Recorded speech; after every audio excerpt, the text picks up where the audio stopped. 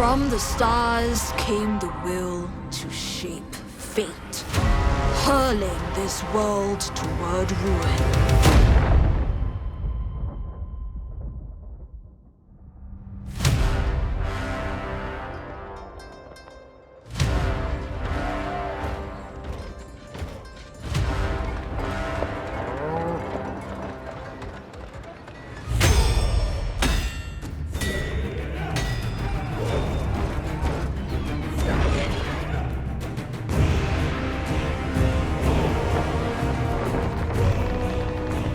This burden is mine to bear.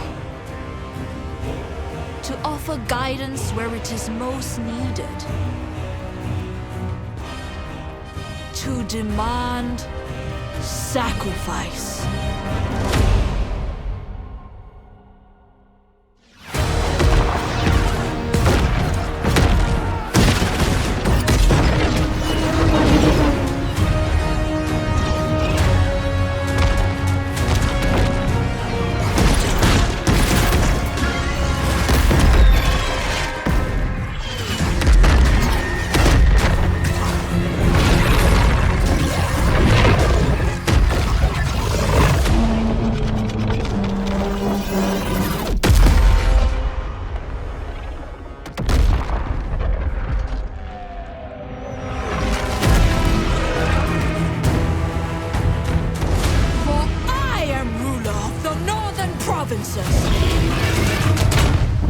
Sentinel of the Great Bastion!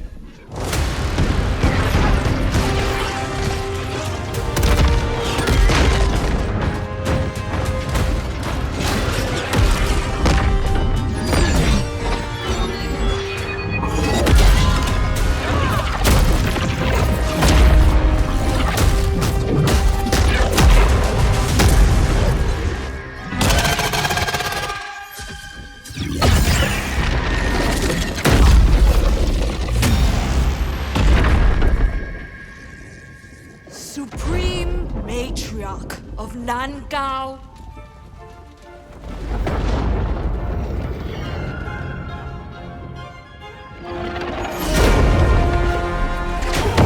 Master of the Storm Winds. Daughter of the Dragon Emperor.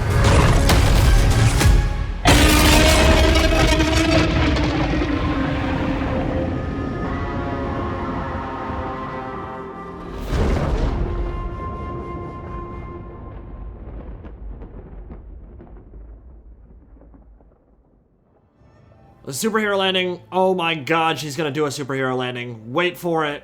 Totally impractical. They all do it. And like a certain superhero from the Marvel Universe, the Supreme Matriarch of Nangao, daughter of the Celestial Dragon Emperor, has made landfall with a bang, alongside Cathay, a Warhammer project years in the making. The first time Cathay was ever mentioned in Fantasy Battle was 2nd edition, back in the 1980s, and almost 4 decades later, they are finally taking center stage in Total War Warhammer 3, and what a first impression they have made. The armies of Tzeentch, led by the greater demon Kairos Fateweaver, invading through a portal from the realms of chaos and breaking through the Great Bastion with Screamers, Discs, Flamers, Pink and Blue Horrors, and Lords of Change, and they're putting some serious pressure on the Kingdom of the Dragon. But it's looking like Cathay has a few tricks up their sleeve for dealing with Tzeentch and the flames of the Great Deceiver, so let's see what they have in store. Absolutely stunning imagery all the way through this trailer, so let's do what we always do and break it down chunk by gorgeous chunk, because a lot of this is just straight up new. Never before seen. No army books to draw from, not a whole lot of canonized lore. This is about as fresh as it gets, so we need some help from Games Workshop and Creative Assembly to fill in the blanks on all this lore and what the hell the trailer means. That's why I'm here, so join me as we take the plunge. And first things first, Grand Cathay is the largest civilized nation in the Warhammer Fantasy Battle universe. Bigger than the Kingdom of the High Elves on their island Donut of Ulthuan, bigger than Karl Franz and the Faith, Steel, and Gunpowder of the Empire. They are the most populous, they are amongst the most advanced, and they are incredibly attuned to magic, which is perhaps why underground cults of Tzeentch are serious problem in many of their cities. Chaos corruption is an ever-looming threat, especially as you get further north, and it looks like that situation is beginning to boil over at the outset of Game 3's campaign. This eastern realm is ruled over by the Celestial Dragon Emperor and his wife, the Moon Empress, both of which are incredibly powerful, immortal dragon deities that can take human form, as can their progeny, which just so happen to be our first two legendary lords. More on that in a moment. Just to clarify, the Dragon Emperor and the Moon Empress will not be playable characters in Total War Warhammer 3. They are very much akin to someone like Finnebar Seafarer, the Phoenix King of Ulthuan, in that they have a very hands-off approach to ruling and work from behind the scenes. But even more importantly, they are essentially gods. They've been here since before the Old Ones made landfall, when the planet was much colder, before it was terraformed and brought closer to the radiant glow of the sun. So we're talking eons ago. They are ancient and powerful beyond imagining, but probably somewhat aloof and detached from reality at this point. If you think of a character like Dr. Manhattan from Watchmen, and how distant he becomes in his very short time with godlike powers, then think about how cold and unsympathetic dragons already are in Warhammer, and combine that with 10,000 years of human corruption and failure, the outcome is an emperor who is pretty much just done with everybody's shit. So he and his wife spend their time in the celestial city above Wei Jin, the capital city, in the gorgeous floating palaces there, contemplating the future. They're certainly not as powerful as the other Chaos gods, but they can rival many of the other minor deities from the setting. So, essentially, Creative Assembly felt that putting them on the battlefield would be like putting Isha or Nurgle or Gork and Mork on the playing surface as well. They just didn't really feel like it made any sense. So instead, their children are responsible for the actual governance of Cathay, and to that end, they will be your first legendary lords for Cathay. Zhao Ming, the Iron Dragon, rules the western provinces as the Lord Regent of Shangyang, close to the Mountains of Morn, so he should have plenty of ogre problems to deal with early on in his playthroughs, and his sister, Miao Ying the Storm Dragon, rules the northern provinces as the commander of the Great Bastion, which actually tells us a lot about what the Game 3 map might look like, at least as it pertains to Cathay. If the two playable legendary lords on day one control the west and north respectively, then the middle, south, and east will probably not be quite as vast as they're so frequently depicted in maps of the Warhammer world when we're talking about Cathay. That would probably just end up being a lot of dead space. So, while I do expect Cathay to be quite large, and have plenty of AI factions representing the other warlords of the kingdom, a size similar to that of the Empire would do more than enough justice to fulfill its grandeur in Warhammer 3's map. On a map that also has to include the entirety of the Darklands, Mountains of Morn, Chaos Wastes, Realms of Chaos, Kislev, and likely the Lost Isles of Elithis for a High Elf colony, we're already looking at a gigantic playing space well before we even get into Mortal Empires, which is just going to be absurd to think about. Like, I can't even fathom what that entire map will look like when it finally gets combined into a 3-game mega campaign. It will be insane. Cathay will make up a large portion of the eastern edges, but Warhammer 3's campaign map, whether you're talking about the Game 3 exclusive one or the combined Mortal Empires one, crazy. It's just crazy to think about. From what we know right now, these two siblings do not like each other very much. That's an important point to bring up. So besides the political bickering and unification shenanigans we'll likely have to undergo early on, and the rooting out of cults from within the Empire itself, because Tzeentch has quite a foothold in the Empire of Cathay, both the Storm Dragon and the Iron Dragon, brother and sister, may have to deal with outright civil war between each other, all while the forces of chaos are knocking on your front doorstep from the north. So you've got a lot of problems to deal with as you begin your playthrough. Now, it should be fairly obvious at this point, but both brother and sister are quite literally dragons who can take human form, just like their parents, and as a result, they are incredibly powerful combatants, amazing sorcerers, and natural leaders to boot. So as the trailer begins, Lady Storm Dragon, protector of Nangao and daughter of the Emperor, is dealing with a bit of a breach at the Great Bastion. Nangao is the northwesternmost city in Cathay, the last stronghold on the western portion of the Great Wall. You can see it on the map there, marked by a yellow star. And straight up, when we get this image here, I think it's one of the most cinematic shots we've seen in this trilogy. up to this point in any of their cinematics. It's like the Eye of Terror just opened up, spilling Tzeentch's realm straight onto the defenders' heads, which quite literally causes some terror amongst the defenders. They are routing straight from the word go. The city is burning, swarming with Chaos Furies, and it's up to our dragon waifu to stop the bleeding. But she's got plenty of help. Ornate bronze cannons pulled by golden oxen, ensorcelled weapons, elite palace guard, and gunpowder balloons firing volleys of rockets and musket balls from high overhead. We've already seen the Thunder Barge in action now for the dwarfs, but what about pyromaniac doom balloons too? Sounds like a pretty good time, right? Now, on the battlefields of Warhammer 3, Cathay will be a defensive, range-focused faction with access to tons of gunpowder and staunch lines of spears and halberds to help protect them. They are somewhat lacking in maneuverability and can certainly be outflanked by the faster-moving Chaos factions like Tzeentch and Tzeentch, but they can blast apart enemies from downtown with their rockets and cannons, and with help from Earthbenders, Alchemists, and CA's take on Shilin or Kirin flying overhead, they still have plenty of tools for defending their backline as well. They've got gigantic single-entity terracotta automatons that move like real martial arts practitioners, doing kung fu shit straight out of Mortal Kombat, and dragon-blooded Shugangan wizards that wield yin and yang in harmony to rip open invaders.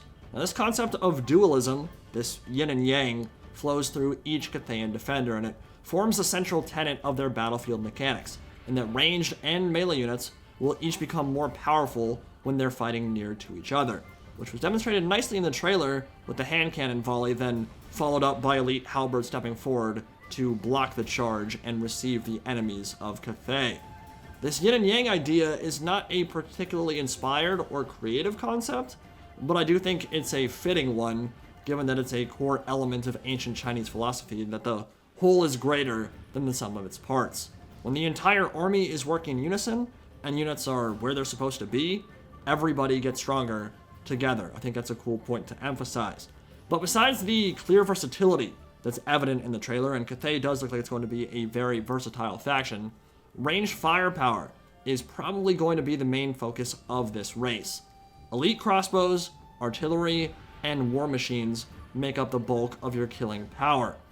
Now, if we already knew one thing about this Jewel of the East, it's that they are rich AF. Like, trade and economics are the lens through which we glimpse this kingdom in the past.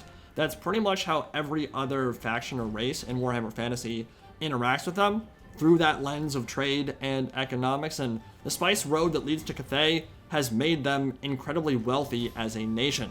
Which is important, because without all that cash, they would have died out long ago, unable to garrison the gigantic wall to the north and keep out invaders. The fact that they have so many people to throw into the meat grinder and so much money to pour into it is the only reason they are still alive, or at least one of the major ones. But even so, they're still having some pretty clear issues on that front, so defending and launching assaults from the Great Bastion will be an important element of their campaign mechanics. Which brings us to the topic of sieges and that long-requested overhaul to siege gameplay. Yes, they are being reworked in Warhammer 3, and if this cinematic is any indication, we might just be getting significantly better layouts than we saw in either Game 1 or Game 2. Naturally, the Great Bastion itself will have its own set of unique maps and defenses. I think most of us were expecting that going in. More information will come through on that front soon. But for now, just looking at the overview of Nangao in the trailer, I mean, this map is a spectacle. I don't really have a better word for it. It's majestic. Just drop dead gorgeous, which, okay, it's a cinematic trailer, not necessarily representative of the final product, and yet it legit looks like an actual Total War siege map. And the more I look at it, the more I say, yeah, dude, this would definitely work for a Total War game. Plenty of room to maneuver, central causeways everywhere, bridges, outer walls, gates, and even siege towers docked on the walls too. It looks like a playable space, like something that could literally get ported straight into Warhammer 2, but much improved in terms of layout and ability to employ different tactics, which of course has been one of the biggest criticisms leveled towards the ones in Game 1 and Game 2. The fact that you basically just grind through super narrow choke points and can only make use of a handful of different units and unit archetypes. Obviously, it might be a bit embellished here in the background and with the volumetric fog and everything like that, but I can totally see this being a part of CA's siege rework in Game 3. And if it is, hell yeah, brother, it's looking fantastic. Better looking visually, hopefully better mechanically as well. Big hopes on that front, we'll find out soon enough. Now, Cathay was hardly the only thing spotlighted in this trailer. Tzeentch certainly had its fair share of awesome moments as well, including Kairo's Fate Weaver turning a pair of ladies into piles of quivering ash with bolts of change. But this month is not focused on Tzeentch. They're being kind of teased right now, and they'll get their full unveiling soon after the Kingdom of the Dragon is finished up. Honestly, there's enough to talk about with the Changer of Ways that it's probably worthy of its own video, but still some interesting tidbits we can glean from the trailer and screenshots for both unit rosters. Now, in this first image here, terracotta automatons are leading the charge alongside Dao-wielding swordsmen, phalanxes of spearmen, and Qilin Pegasus cavalry flying overhead in support of the balloon assault. I'm expecting the balloons to be kind of like mobile artillery platforms that are easily killed off by elite flyers. Think units like Hippogriffs or Royal Pegasus Knights, but that are somewhat resistant to missile fire and artillery fire. And in the foreground, in the bottom left, there are Jezzail sniper teams, blasphemously borrowing from the dirty rotten ratmen of the Underway, and some kind of magical jade war machine that can likely unleash waves of etheric energy towards opponents. Hard to know if it will be a purely defensive tool, focused on ward saves and buffing troops, or meant from some kind of DPS for range, but it looks pretty sweet right now, and it's a really cool model. And of course, the armies of Tzeentch look awesome too. They're being led by Exalted Flamers, which are single-entity top-tier Flamers of Tzeentch, spewing cotton candy flame in the front ranks, followed by pink and blue horrors, Chaos Spawn, and Furies flapping overhead. In the second picture, we have the Iron Dragon Zhao Ming, fully transformed and blasting hordes of Furies out of the sky with a breath attack. Probably the best looking dragon in the game up to this point. I don't think it's really even a competition. I think it's a significantly better design than the ones we've seen earlier in the franchise, which is actually saying a lot, because I think Forest Dragons and Star Dragons look quite good, but this guy is another thing entirely. I mean, he looks incredible. There's no other way to put it. And we actually have some Tzeentch Soul Grinders hanging out near the bottom of the page too, way in the background. Can't see them very easily, but they are there. The third screenshot is the most interesting one, I think, and I'll have more to say about it in my Tzeentch breakdown tomorrow, but Miao Ying, the Storm Dragon, looks freaking dope, as do both the dragons, honestly. I'm just kind of worried she'll have Coatl Syndrome and have that same kind of janky, half-floating animation that all the Feathered Serpents have right now, and it is problematic, the animation they have currently, even after the fix, so I'll be curious to see if CA figures out a way to make that a little bit more palatable. The battle map looks incredible, as do the Tzeentch Soul Grinders in the back right portion of the screen, and this time we can actually make out some details here. They look very good, but I'll tell you what does not look awesome, the Chosen of Tzeentch, which I certainly hope are placeholders until the official unveiling of Tzeentch sometime in the next month or two. I mean, look, it's clear that Mortal Chaos Warriors will not be the main focus on launch day, and that's completely fine, because we seem to be getting the full demon range for each of the 4 Chaos Gods immediately on day 1, which is awesome. But the Cornate Chaos Warriors that we saw in the Kislev vs. Khorne quest battle already look unique. They have their Berserker crests and their glowing eyes, and they have interesting armor sets that are visually distinct from the Warriors of Chaos Undivided that we already have in Game 1 and Game 2. These Chosen of Tzeentch are using Game 1 Undivided Chosen assets from the ground up. Like, their entire model is reused assets. Their weapons aren't ensorcelled, they're not glowing, they're barely even palette swapped or color swapped at all, only a slight tinge of blue. I'll break it down further soon and why I'm really not a fan of the vibe I'm getting from these Chosen right now, but I'm really not happy with how they look at all. I'm cool with Spawn, Warhounds, Furies, and Forsaken being kind of like that skeleton that all 4 Chaos Gods share, with just simple color swaps, but if CA are trying to do the same thing for Chaos Warriors and Chosen as well, that is not going to fly. You gotta put more effort in than that, because Warriors and Chosen should look and play completely different for each of the 4 Chaos Gods. You've already done it for Khorne, you gotta make those same steps for Tzeentch as well. The rest of this image, though, is incredible. The Dragon Emperor's kids are gonna be freaking beasts. Tons of magic damage. Obviously, a dragon that size is going to be pretty scary in Melee too. I cannot wait to see them in action. And overall, I am loving the aesthetic and imagery for Cathay. I think they look fantastic. We'll be learning much more about them when it comes to their lands, lore, and history very soon. Tons more info dropping in the coming days and weeks. Warhammer 3 news is finally, after a long wait, turning into a flood, and it should be a very fun next couple of months. Check back in later today or tomorrow for a full breakdown on Kairos Fateweaver and this initial unveiling of Tzeentch, which is but a taste of the morsels they'll unleash soon. And also get ready for some more unit spotlights in the series Invicta and I have been collabing on over the last several months. The next one should ideally get finished up in September, and it will be exclusively on my channel this time, focusing on my favorite Nurgle unit. I'll let you guys guess which one that is. I'll be doing the full script. Oakley and his art team will be doing all the amazing editing and background animation they are so well known for, and we'll be having that sexy British accent doing the voice acting for it as well. So be sure to watch that. It is going to be super good. And then on Invicta's channel, Oakley's channel, whatever you want to call them, soon after that, we'll be doing a sponsored Cathay unit spotlight in partnership with Creative Assembly, and that is going to be an amazing video as well. So lots of high quality content on the way. Lots of news on the way. I am very excited for what the future holds, so hope you guys are as well. And let me know what you thought of the trailer. I will see you in the next one. Indie Pride, signing out for now. Have a good one, guys.